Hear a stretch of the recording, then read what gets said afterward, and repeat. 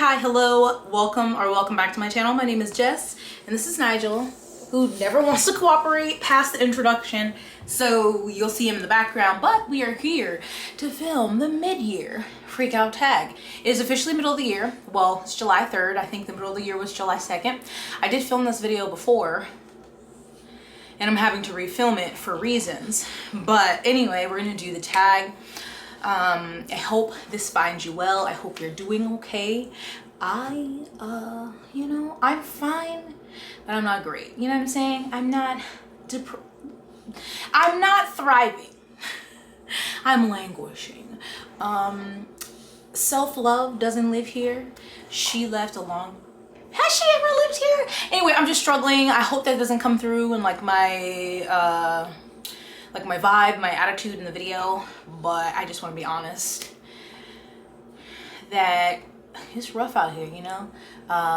Earth is very ghetto, so makes it hard to be a resident. But the mid-year Freakout tag, most popular tag on BookTube, I think everyone does it, or a lot of people do it.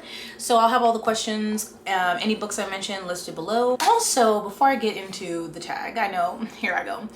I think some of my not doing great is also kind of like imposter syndrome. I don't know. I was talking with Elliot Brooks about this. We did another like BookTube after party stream, like recording, and I don't always feel like I deserve this. I'm very grateful for it, but I don't always feel like I deserve it. And so, you know, people have talked about like merch and a Patreon, and I've been working on it for a while, but I just get afraid to like make it live because I don't think it's good enough, or like, I don't know. It's a lot, but I'm finally, it's live when you see this. It's linked down below. You should be able to see the merch. If not, there's a link there as well. And so you can check out Patreon if you decide that you would like to support me that way. Thank you so much, but don't feel obligated to. Just you watching this video is support. So anyway, all that to say, I'm a mess.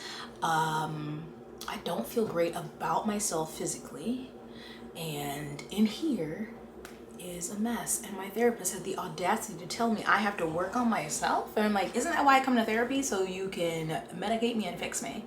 And she's like, that's not it, that's not the magic pill. And I'm very upset about it. So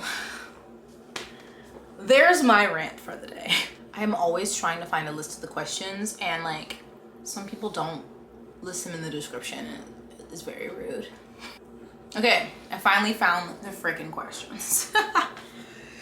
Okay, I feel like I can't see today, but it's also obnoxious filming in glasses because of the glare, and I'm like trying to be obvious of the glare, but I feel like I have to like hunch down. Okay, maybe if I stay,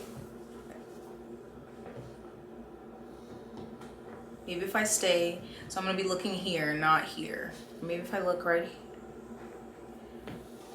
Okay, the first question is the best book you've read so far this year, and I'm gonna have a couple probably for all of these answers, but I've got some books stacked in front of me here that I pulled off the shelf.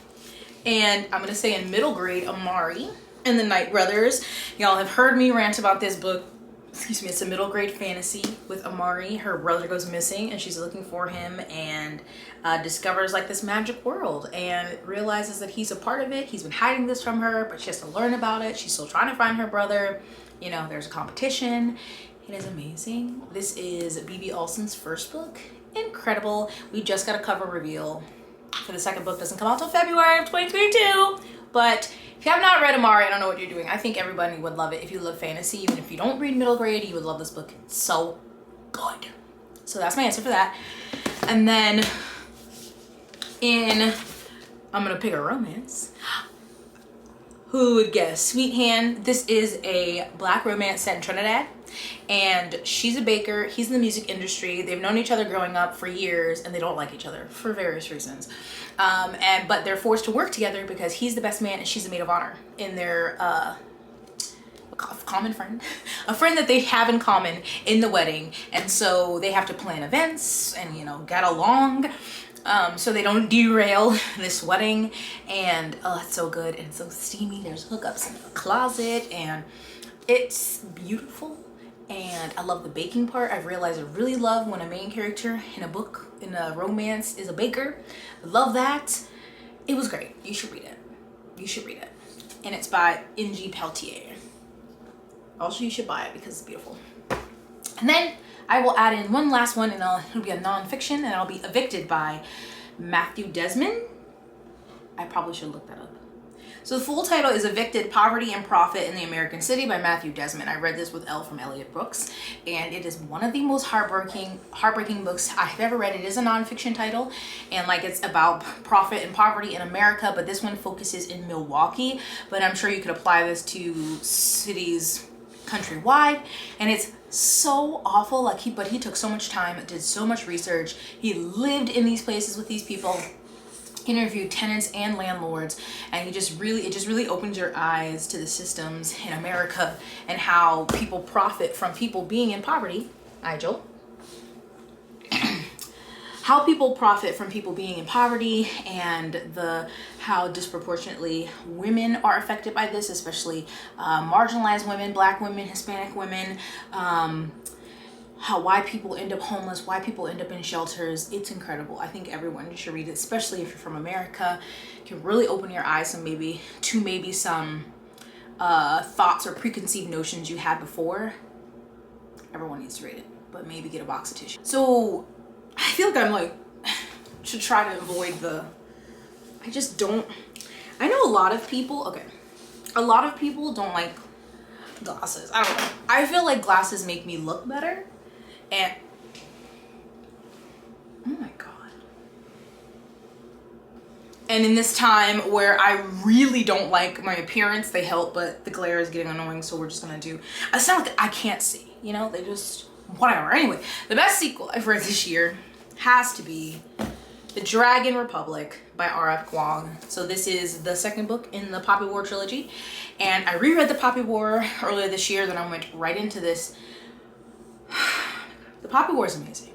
This is a masterpiece. Rebecca! I was screaming at the end of this book. Just the character development, the plot twist, just where the story was going. So good. I'm sure you know, but the Poppy War is an adult military fantasy that is based on, I think, the opium wars between Japan and China. But now I did finish the series. The Burning God was the final book, which I did really enjoy. It's great, but some things I didn't love. This was perfection. This was a 5 stars. Okay, best sequel. I haven't read that many sequels because I haven't been reading many series, but hands down. I'm sorry if you can hear Nigel. He's having a fit. I don't know what he's doing. What you doing?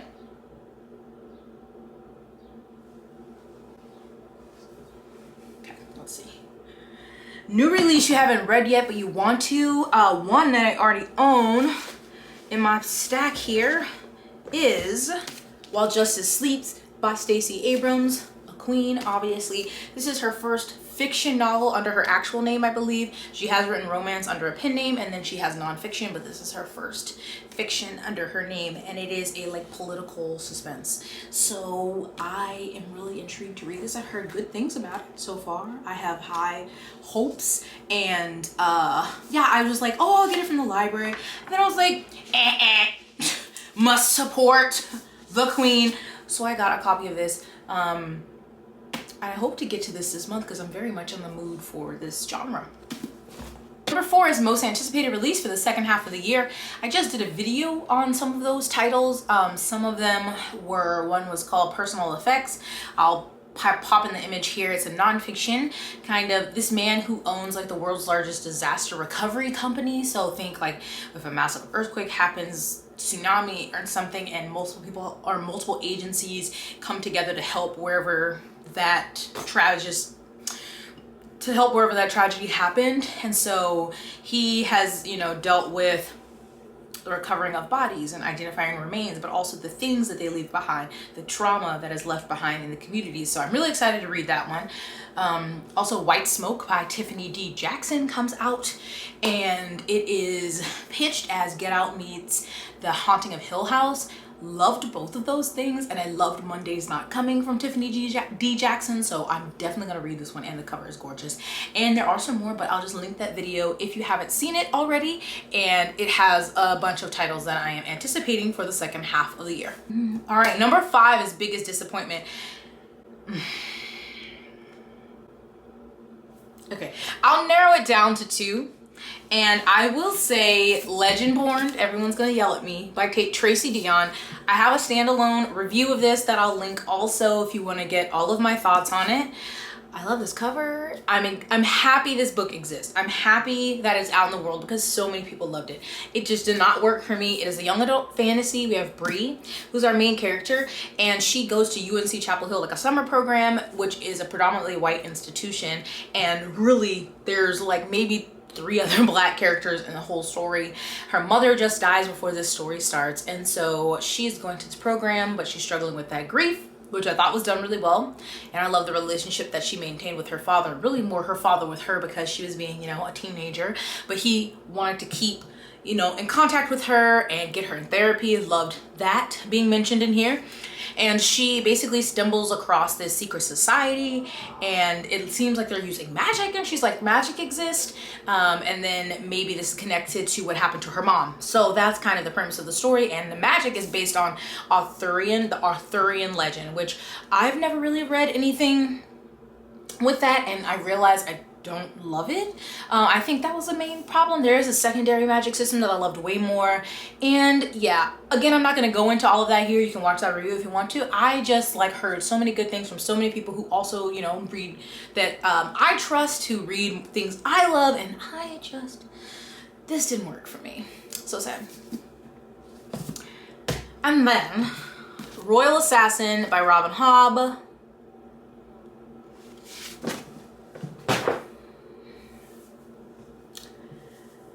I did finish this. I read Assassin's Apprentice last year. I liked it enough. Then I read this, and so many people are like, oh, well, you know, Assassin's Apprentice, kind of a slow start, just setting it up. And that's how I did really feel like it was a setup book. Like, oh my God, Royal Assassin is so good. It's so different. You're lying. Y'all lied to me. This? And I have Assassin's Quest over there, which I just DNF'd. A couple days ago, I got like 300 pages into the 900 page book, I believe. And I was like, I'm bored to tears. I don't care. I don't care what happens to Fitz. I don't care what the forest looks like. I don't care, Robin girl. This, honestly, this trilogy could have been one book. Well, how much? Okay. Assassin's Apprentice is shorter. How much is Assassin's Apprentice? Is right under 400 pages. This trilogy could have been one book. You could have made it 450 pages and called it a day. But Miss Robin don't know how to do that. She don't know when to stop. So y'all lied to me. This was boring, but I got through it. There were some good parts, you know, night eyes. But this was just so whiny. Oh my God, Fitz is so whiny. I don't understand when people are like, Fitz is such a great character. Where? All he does is whine. And yes, he has had a bad lot in life, but my God. And so I finished this, and I had already bought Assassin's Quest, so I was like, I might as well. And even with the audio, I'm like, I don't care.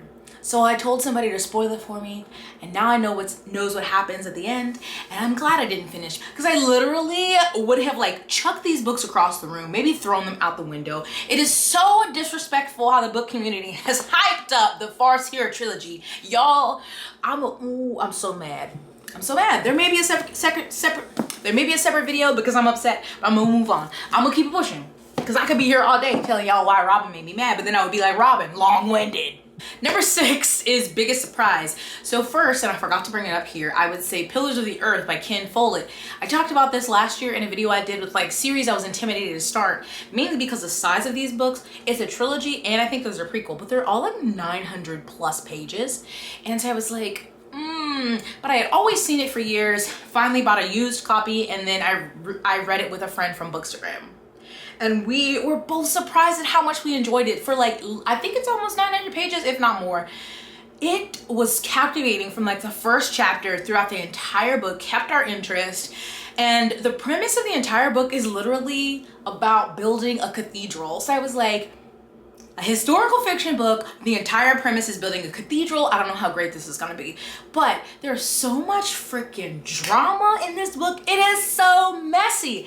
Like political machinations, maneuvering, there's messy monks, okay? There's drama and things that happen with the materials and the plans to build the cathedral. There's drama amongst the townspeople. I will say, content warning, there is quite a bit of on-page rape, because one of the characters is literally the scum of the earth.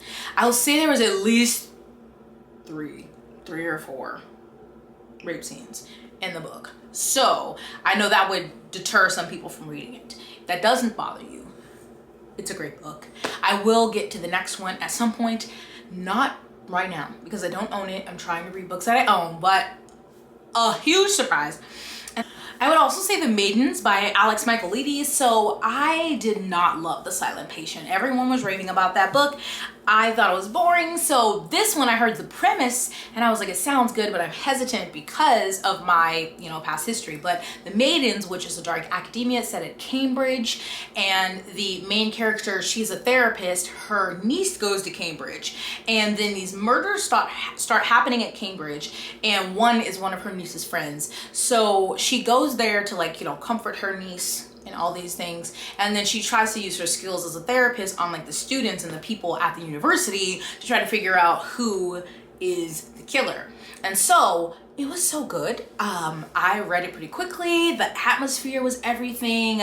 There were so many people I thought could be the person, and I just kept guessing. I thought the pacing was great. I don't know. I was just, from The Silent Patient to this, I was very surprised, and I know a lot of people have been enjoying it as well.